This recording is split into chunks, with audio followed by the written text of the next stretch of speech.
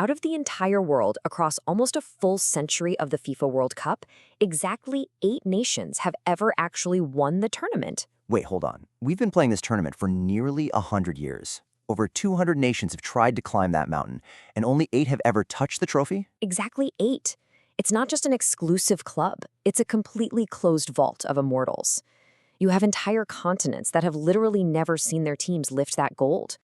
We're breaking down the architecture of this vault right now. The 8 dominant nations, the pioneers of 1930, the absolute players of the century, the modern titans, and the uncrowned legends. Section 1. The 8 dominant nations. Let's look at the actual numbers here. Brazil sits at the absolute summit, 5 titles. Germany and Italy are right on their heels, holding 4 each. Argentina commands 3. France and Uruguay possess 2. Hold on. Look at the bottom of that list, though. England and Spain. Just 1 title each. Think about that. The country that literally invented the sport, England, and the absolute powerhouse of Spain only have 1 single World Cup to their names. That is the ruthless reality of this tournament. The ultimate prize has never left the borders of these 8 footballing superpowers. If you aren't on this specific list, you don't win. Moving to Section 2. The first icons. The pioneers of 1930. Uruguay didn't just win the very first World Cup, they completely dominated it.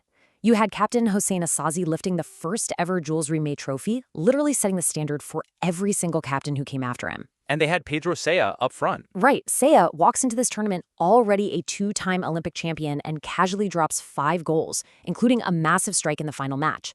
They essentially built a global dynasty before anyone else even grasped what the sport could become. But the foundation of World Cup mythology? That belongs to Héctor Castro. Wait. Stop. Am I reading this right? He played in the 1930 World Cup final with only 1 arm? Played in the final and scored the final goal. That's unbelievable. Just surviving a tackle in 1930s football was hard enough. Exactly. Think about the physical demands back then. The heavy leather ball, the terrible pitches, the completely unrelenting tackles. Castro didn't just survive, he defied human limitation to make sure Uruguay claimed that first championship. Absolute, undeniable resilience. Which brings us to Section 3, the players of the century, the titans of the 20th century. While Brazil and Argentina have this massive historical team dominance, Pelé and Maradona became something else entirely. In the year 2000, they were named joint FIFA Players of the Century. And you look at the stats. 5 team titles for Pelé's Brazil, 3 for Maradona's Argentina. And this right here is exactly why the World Cup trophy defines true greatness.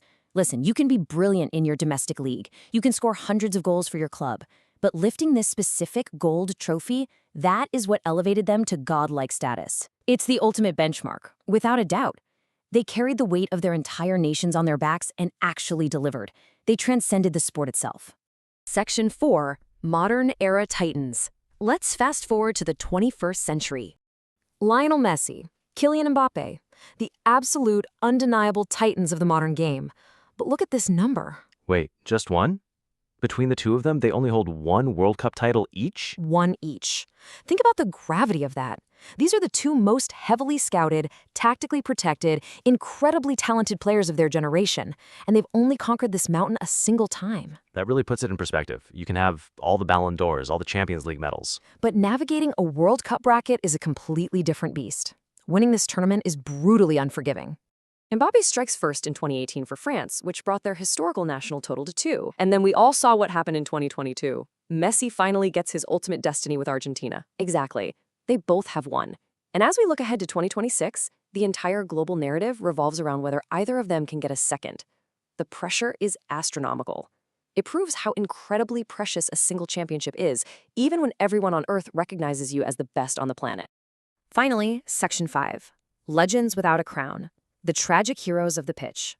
Johan Cruyff, the emblematic figure of total football, the iconic captain of the Netherlands' Clockwork Orange. The guy didn't just play the sport. He completely rewired the entire tactical landscape of football. He was an absolute architect out there. Before Cruyff, formations were incredibly rigid.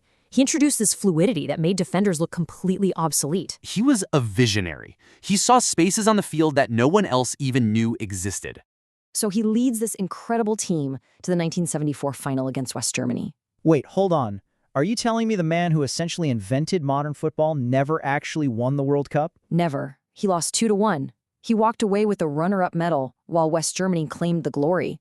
It proves that tactical genius guarantees absolutely nothing on this stage.